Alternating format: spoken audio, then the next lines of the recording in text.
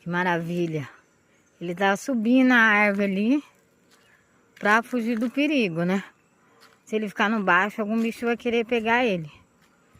E ele tá indo embora. Ele tá lutando pra subir. Tem uma garra que só, viu, bicho? Ai, que maravilha de Deus. Ele se recupere logo. Em nome do Senhor Jesus. Tá indo embora, pica-pau. Glória a Deus.